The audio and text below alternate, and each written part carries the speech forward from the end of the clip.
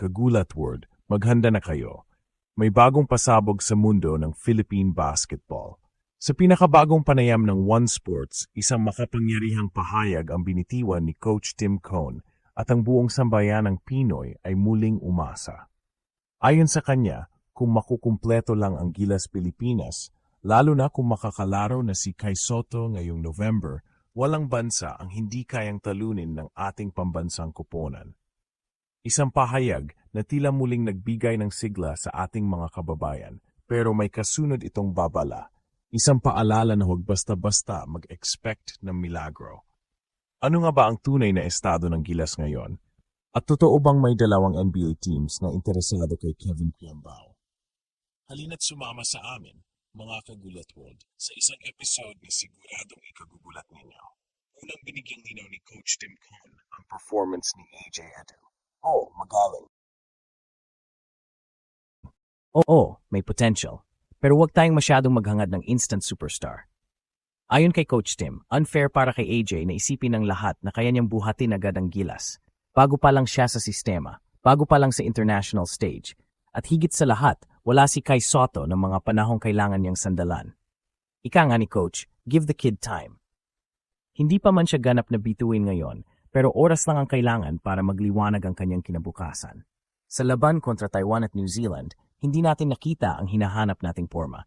Pero sa pagbabalik ni Kai, maaring ito ang spark na kailangan ni AJ para mag-evolve bilang dominant force. At dito papasok ang malaking pangalan, Kai Sotto. Para kay Coach Tim, si Kai ang X-Factor. Sa totoo lang, hindi lang ito haka-haka. May basehan. Noong tinalo natin ang world-ranked number 5 or 6 team sa kanilang home court, si Kai ang sentro ng depensa at opensa. Kaya't malinaw ang mensahe ni Coach.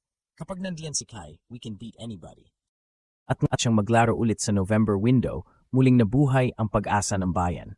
Kung matutuloy ito, hindi lang si Kai ang babalik. Babalik ang kumpiyansa ng Gilas, babalik ang sigasig ng fans, at babalik ang paniniwala na kaya nating bumangga kahit sa pinakamalakas na kalaban sa buong mundo. Sa Amerika, tahimik pero matunog ang pangalan ni Kevin Quiambao.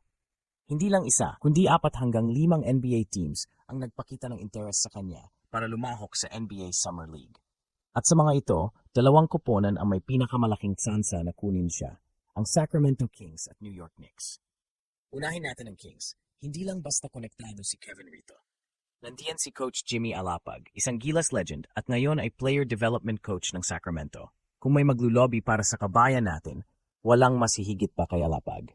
At kung may magbubukas ng pinto para kay Kevin, siya yun.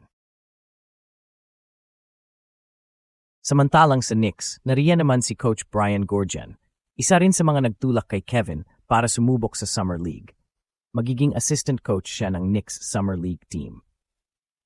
Isa itong patunay na hindi imposibleng mangarap ang homegrown talents natin na maabot ang NBA.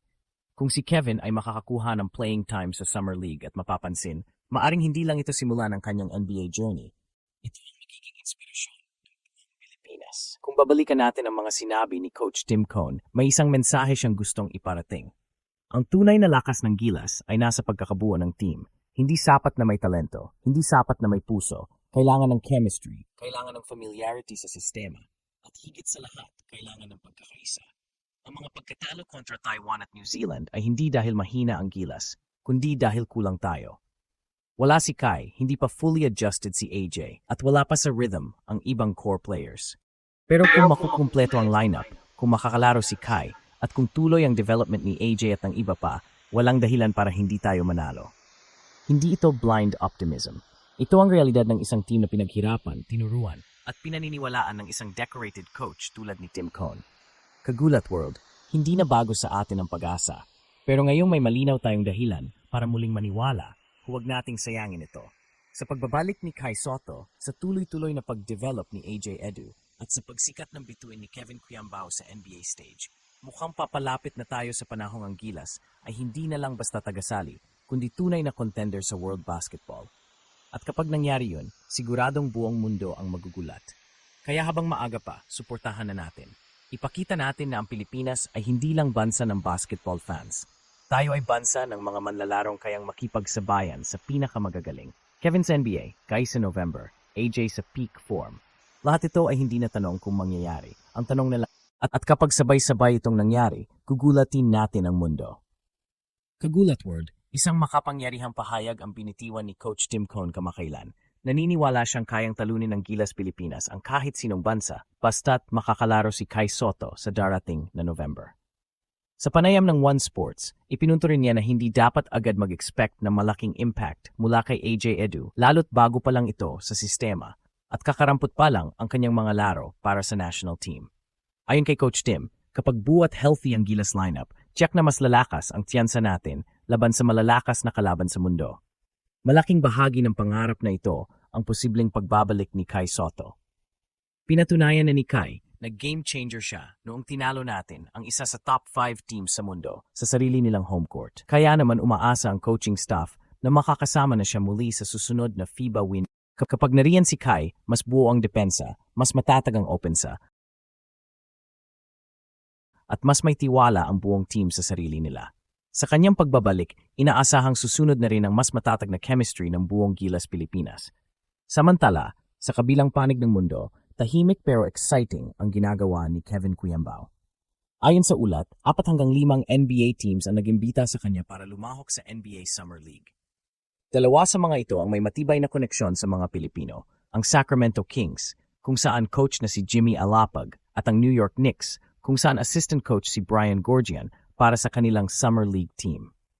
Kung makakapagpakitang gilas si Kevin sa mga susunod na buwan, maaring ito na ang simula ng isang pambihirang tagumpay para sa isang homegrown talent na Pinoy. Sa pinagsama-samang pag-asa na dala ng pagbabalik ni Kai, ang patuloy na development ni AJ, at ang NBA dreams ni Kevin, isang malinaw na mensahe ang lumilitaw. Ang kinabukasan ng Philippine basketball ay promise. Hindi lang tayo basta taga-sabay, kaya nating manggulat, mangagaw ng spotlight at makipagsabayan sa pinakamalalakas. Kaya't suportahan natin ang Gilas Pilipinas dahil ang panahong magugulat ang buong mundo ay papalapit na. Kagulat World, sa lahat ng revelasyong lumabas mula sa matapang na pahayag ni Coach Tim Cone, sa unti-unting pag-uspong ni AJ Edu, sa matinding posibilidad ng pagbabalik ni Kai Sotto at sa exciting na NBA Summer League journey ni Kevin Cuyambao, isang bagay ang malinaw, hindi pa tapos ang kwento ng Gilas Pilipinas. Sa katunayan, mukhang nagsisimula pa lang tayo sa panibagong yugto ng ating laban.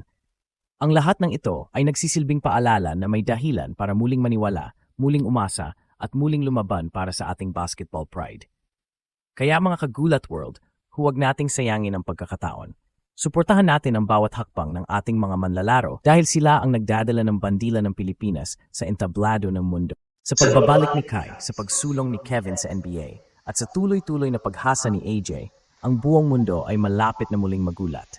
Hindi na tanong kung kaya natin, ang tanong na lang ay kailan natin gugulatin ang mundo.